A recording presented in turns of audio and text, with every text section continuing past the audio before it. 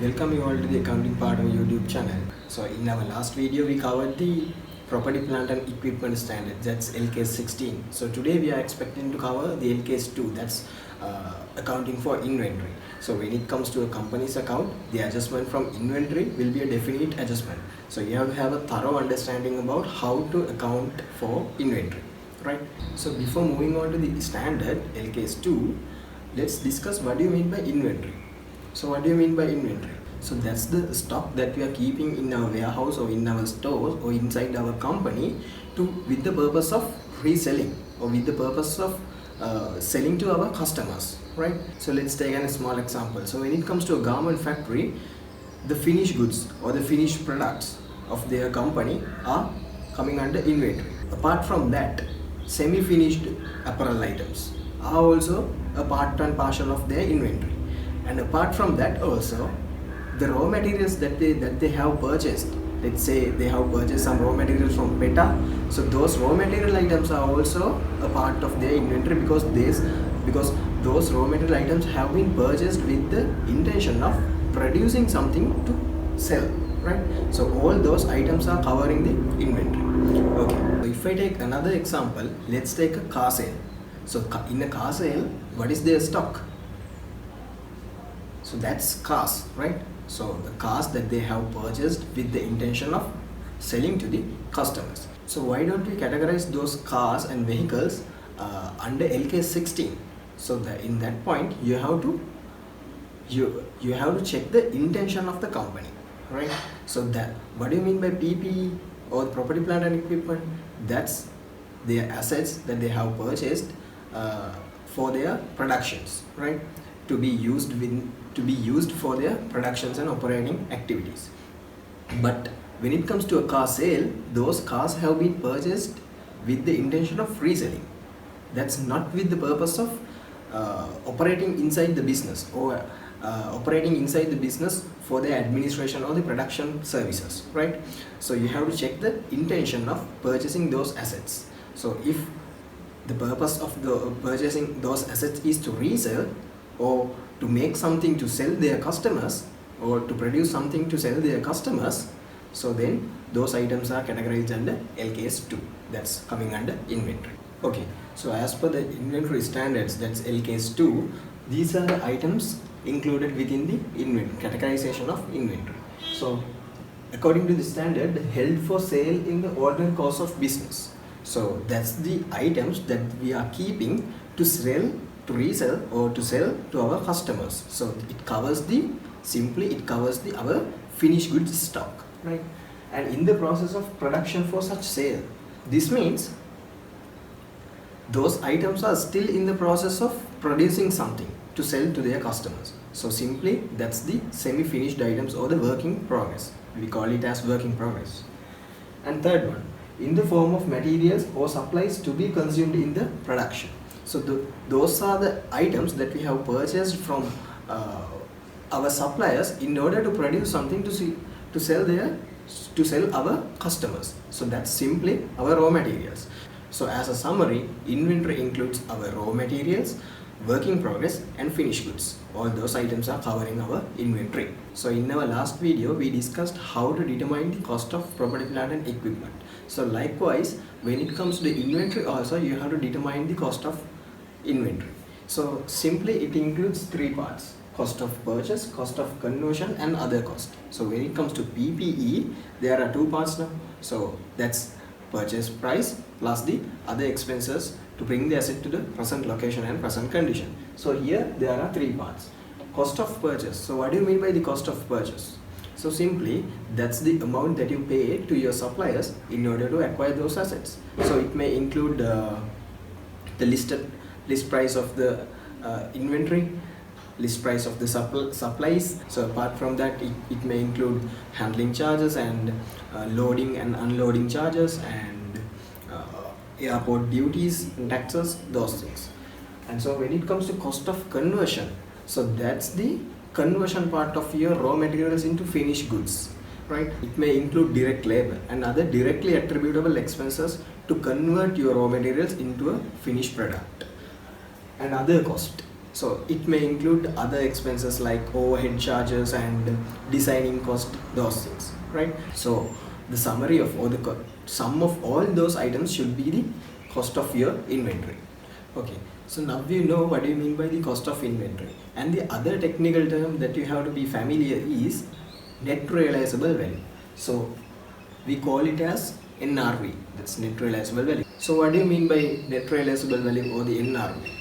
So that's the amount that you can collect by selling your stock to your customers at the present market with the present condition, right? So it may be vary with your cost. So simply is the fair value of those inventory in the present market situations. So we can calculate that using a simple ratio. So NRV equals estimated selling price. Let's say you have to sell, you expect to sell that asset within the market for 1000 rupees and minus estimated selling cost. So in order to sell that inventory item at a selling price of 1000 rupees, you have to make some additions, or you have to incur some expenses. Let's say that's 100 rupees. So 1000 minus that expense that cost 100. So your net realizable value should be 900. That's it. So now you are much familiar with the term cost and the net realizable value. So there are two items, right? So the cost is also there and the net realizable value is also there. So what's the purpose of having two elements? So that's for inventory valuation. So at the end of the financial year, let's say we are having some worth of stock. So we have to value our inventory in order to put it as a current asset inside our balance sheet or the statement of financial position. So the standard LKS 2 recommends to get the lower value among cost and NRV. So let's take your cost is 100 rupees and your net realizable value is 80 rupees. So what should be the lower amount? So that's 80. So your NRV should be the closing valuation of your inventory. Let's take the other. So if the cost is 80 and net realizable value is 100, so what do you prefer? So also the lower amount. So the 80 should be there. So that's the cost which we use for the valuation. So as we discussed, cost and net realizable value may be different from each others, right? So if those items are different from each others, there are some adjustments to be made inside our financial statements. So before moving on to those adjustments, let's discuss how to obtain the net realizable value. So there are some methods to obtain net realizable value. Let's discuss those things. Okay, so when it comes to obtaining the net realizable value or calculating the net realizable value, there are two methods that we can follow. So if you select this method, you have to keep continuously following that method because this is a policy, right? So what do you mean by the item by item method or item by item basis? So under this method, you have to take the cost and NRV, whichever is lower amount for each and every item. So item by item, you have to take the lower amount. Ultimate total of those lower amounts will be the closing value of your inventory. But when it comes to grouping method, you have to group your inventory. Let's say these stock items are apparels. These stock items are categorized under soap category. These stock items are categorized under stationery category. So we get the total cost of each group and the total net realizable value of each group. So and then we determine the lower amounts based on the group wise. But when it comes to item by item method, we don't consider a group. We take all the individual items, whatever the lower amount between cost and NRV. But when it comes to the grouping method, we group all our items and we check what is the lower amount for this group and what is the lower amount for this group likewise. So let's take a small example and discuss it in detail. Okay, so this is a small example batch. There are 3 batches: milk powder, soap and pens, and item codes are also given and the cost elements are also given and the net realizable value is also given. So how to determine the closing value of inventory? So as per the LKS2 accounting standard, cost and NRV, whichever is lower amount should be taken. But there are two methods to obtain that lower amount. First one is item by item method and the grouping method. So let's follow the item by item method. So there are 10 items, right? So you have to take the lower amount between cost and net realizable value for each and every 10 items, right? So if I circle the lower amount for item X, 26,000 is the lower amount. For item Y, 10,000 is the lower amount. And for Z, this one.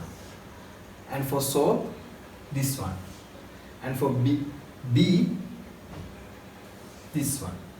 And for soap C, this one is the lower amount. And when it comes to pens, this one, this one, this one, and this one. So we have obtained all the lower amounts between cost and net realizable value. So this is item by item method. So therefore I took all the lower amounts for each and every item, right? So now you have to get the summation of those circled items. So the summation of those circled items is 76,330. So I put it here. NRV 76,330. Okay, so you have obtained the total of lower amounts, and then you have to take the total cost of each and every item as well. So the cost column is this one. You have to take all the summations.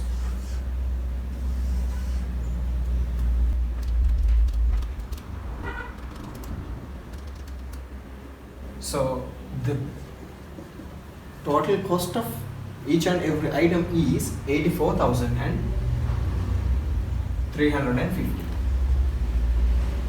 Okay. So as you see, these inventory items, all these inventory items have been purchased at a cost of 84,350 rupees. But what is the net realizable value? That means how much can you collect from your customers by selling these assets in the present market. So that's 76,330. So this should be your valuation. So this should be your value of closing inventory in your financial position. So when it comes to your current assets, you have to represent the closing value of inventory. The inventory value as at the financial year end, that's 76,330. But you have purchased those assets at a cost of 84,350, and then you can collect only 76,330. So there's a difference, right? It's a loss for the company, and it's a future loss for the company. So as per the prudence concept, what you have to record? So you have to record all the possible expenses immediately, right? So if the cost is greater than the net realizable value, that means you have to sell these inventory stock at a loss, right? So this loss is not yet incurred, but it's a future loss. But as per your accounting concepts, prudence concept, whatever the future losses, you have to record immediately, right? So therefore, the difference between cost and net realizable value, if the cost is greater than net realizable value only, right? So if the cost is greater than net realizable value, whatever the difference between cost and net realizable value should be charged as an expense to your P&L, right? So let's discuss that adjustment in a company's account question. And then this is based on the item by item method. So let's perform this question for the grouping method as well.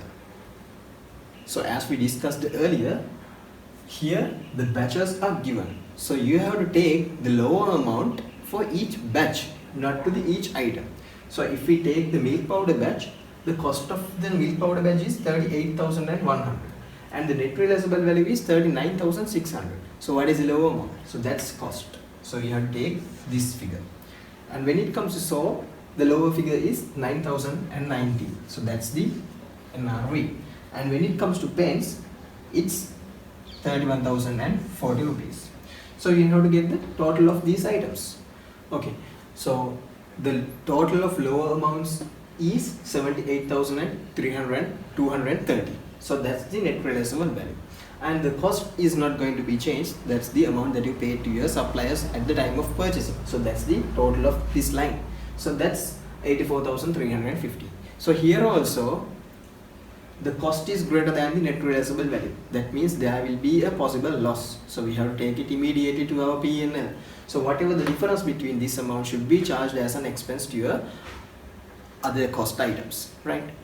and this amount, the lower amount should be goes to your financial position under current assets as your inventory. And this 84,350, where do we record that?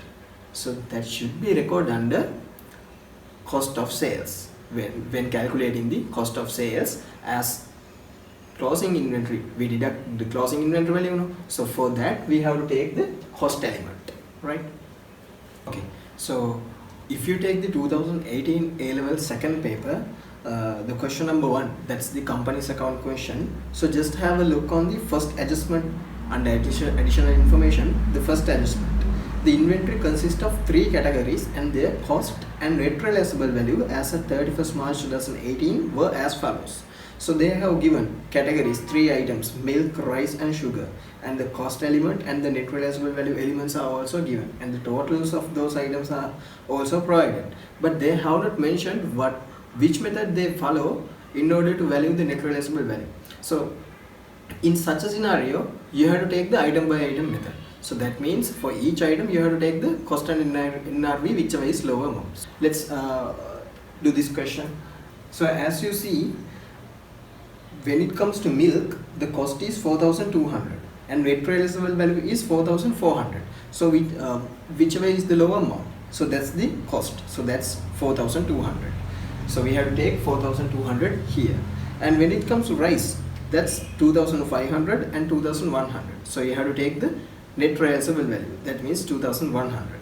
And when it comes to sugar, 3,800 and 3,900. So whichever is the lower amount, 3,800. So you have to take the sum of all those lower amounts. Okay, so if you take the sum of all the lower amounts, that's 10,100, right? If you take the sum of cost, that's 10,500. So what do you mean by that? Inventory items you have purchased for 10,500, now you can sell it for an amount of 10,100. So that means there will be a probable future loss, right?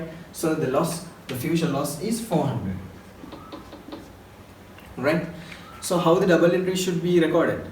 So obviously this is the valuation. So 10,100 should be your inventory value. So we debit it to your inventory.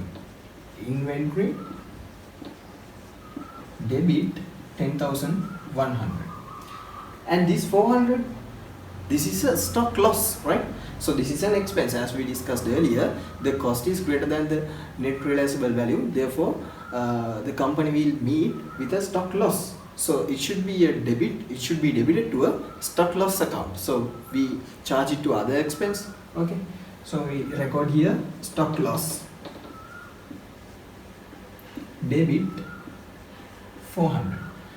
And what about this 10,500? And it should be credited to your trade account, right?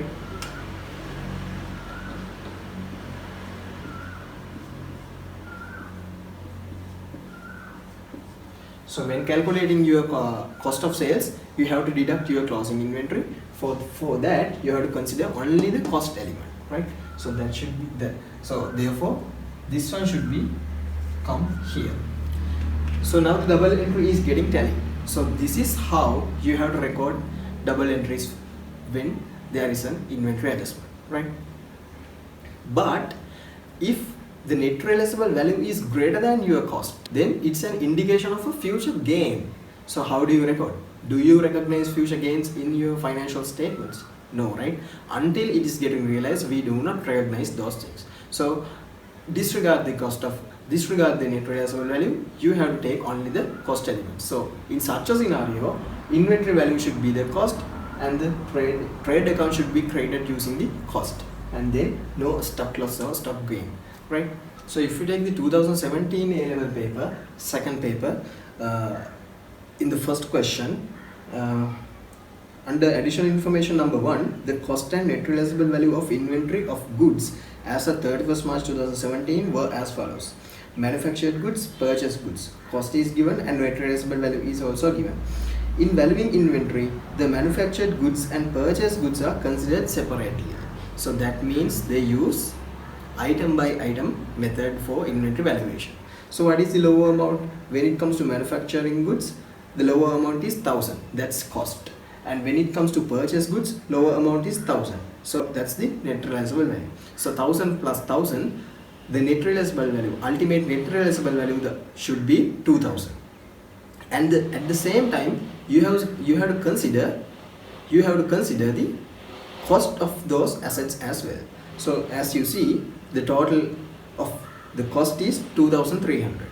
So the cost is 2300, net realizable value is 2000. Then how the double entry should be recorded? Inventory should be debited 2000, stock loss should be recorded 3300, and the cost element should be credited to the trading account.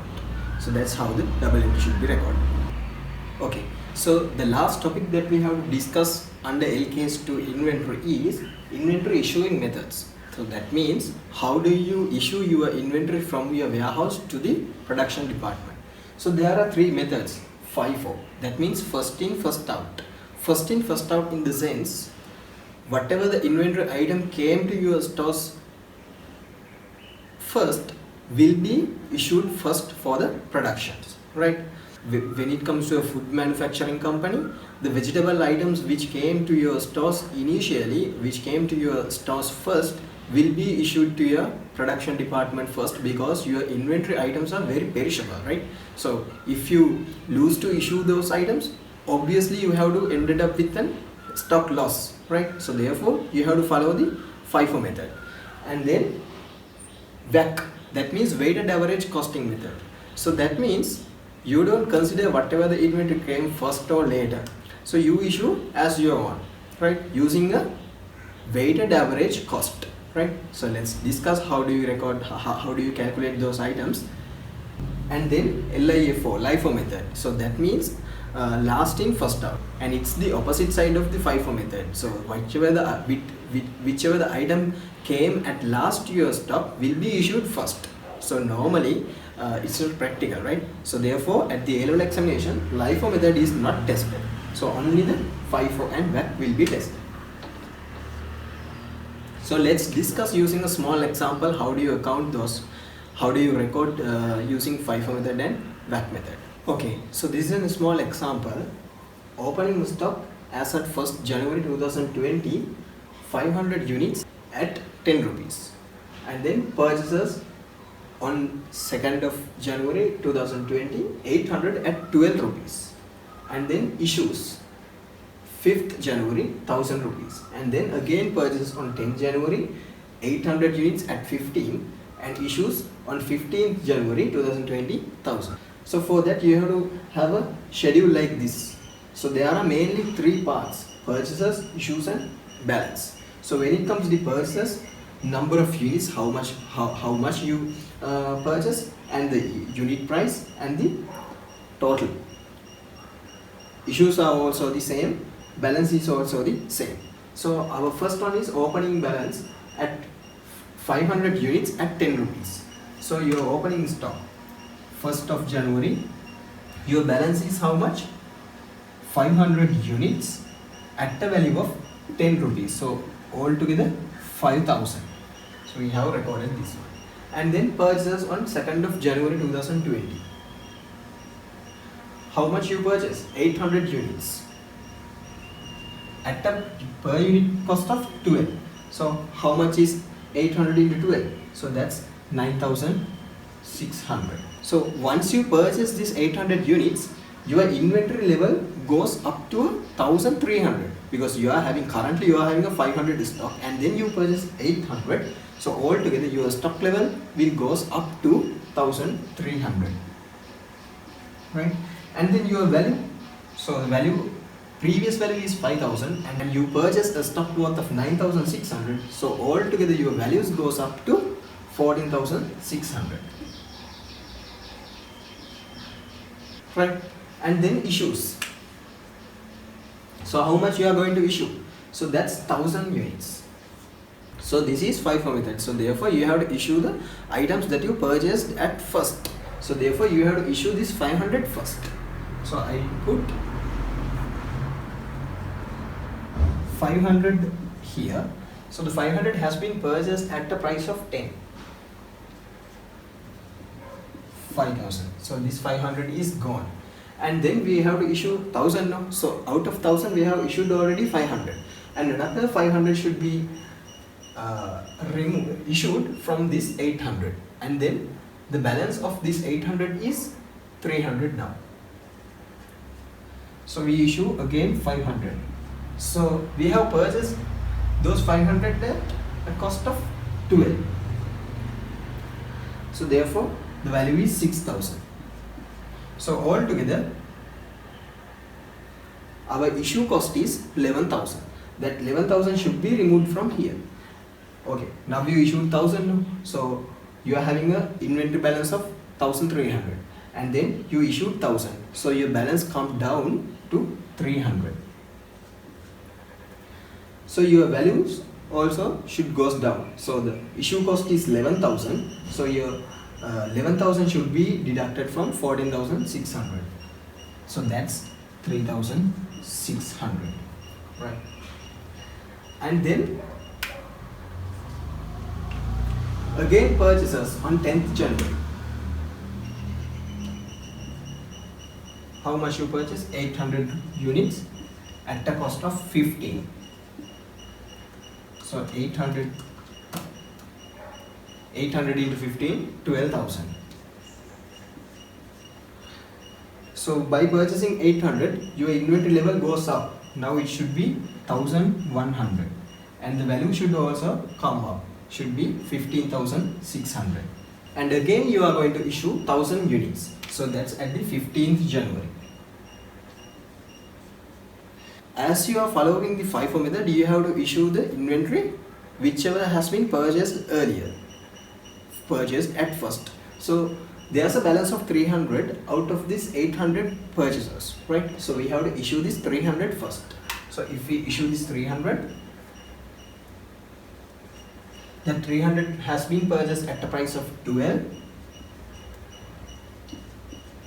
That's 3,600, and we have to issue 1000. So the balance 700 should be issued from this 800 units. So there will be a remaining stock of 100. So I put 700 here, and that 700 has been purchased at a price of 15.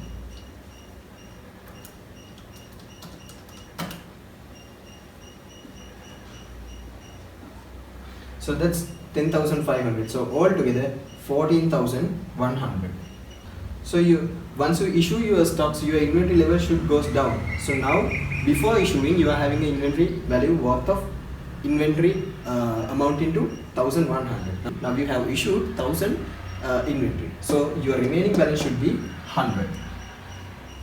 And the same time your amount should also goes down. So the balance before issuing inventory was 15,600, and now you issued inventory worth of 14,100. Therefore your inventory balance should be 1,500, right? So we are done with the question. As you see, this is the remaining balance of your inventory stock, and this is the cost of your remaining inventory stock. So if we divide this by 100, if we divide 1,500 by 100, as we can see, the average price is 15.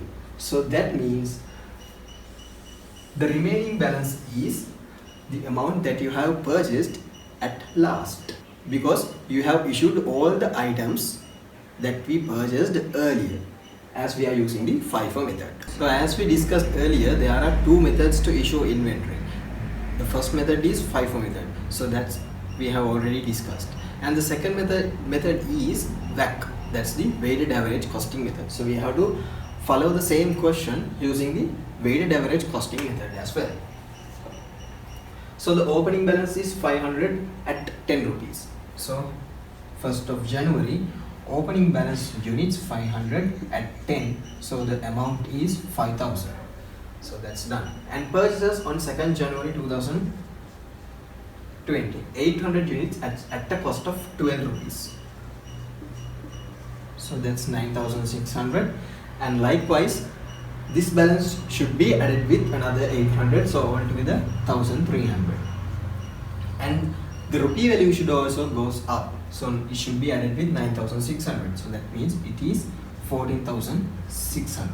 and then you have to do a small calculation. So you have to get the average price for each transaction, right? So you know your total rupee balance is 14,600 and the amount of inventory and the number of units that you are keeping in your stock is 1,300. So we can get an average price. So 14,600 should be divided by this 1,300. So your average price is 11.23. Let's take it for one decimal place, 11.2, right? And then issues 5th January 2020. So that's 1,000 units. So now this is the weighted average costing method. So you have to issue this 1,000 regardless of the date that you have purchased of your inventory. So you have to take the average price to issue those inventory. So the remaining average price is 11.2. So you have to take it to here and multiply it by 1,000. That's 11,200. And the same procedure. Now we have issued inventory, therefore your inventory is losing. The remaining balance is 300. And you had 14,600 balance. Now you issued 11,200. So that means the closing balance is 3,400. And at that point also you have to take an average figure. So 3,400 divided by number of units 300. So that means 11.3. And then again purchases on 10th January. 800 units at a price of 15. So that means 800 into 15. That's 12,000. So your inventory level should goes up 8,000 plus 300, 1,100. And your value should also goes up 12,000 plus 3,400, 15,400. So you have to take now we have to take the average amount 14,400 divided by remaining balance 1,100. So that means 14. Right? The average balance is 14. Average value is average per unit cost is 14. And then you have to issue again 1,000 units on 15th January.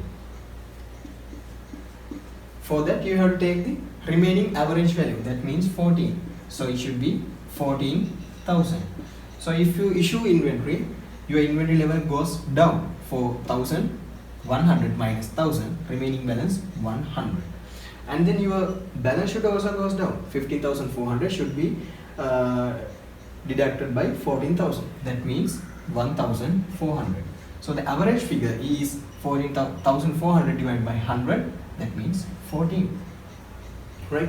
So at the end of all the transactions, as you can see, your inventory balance is 1,000 units. And the value of those inventory is 1,400. If you want to calculate the cost of sales for the period, so these are the issues. So this is the amount column. So if you take the sum of this issues column, that's the cost of sales. This is the cost of sales and this is the closing balance of your inventory, right? So this is the weighted average method. So it's really simple. The only thing that you have to do is you have to take an average figure and link it with the issues, right? Okay, so that's all about the inventory standard. Important things that you have to understand before moving on to the company's account question. So we discussed what do you mean by inventory and how to determine the cost and how to determine the net realizable value, and then what are the methods to calculate net realizable value and how do you record double entries for the inventory valuation and then inventory issuing methods. So that's the FIFO method and the weighted average costing method. So that's all about LKS 2 for A-level examination. So you can practice with your past paper questions, inventory adjustments with this knowledge. So best of luck for your studies. Let's meet with another video session as soon as possible. Thank you.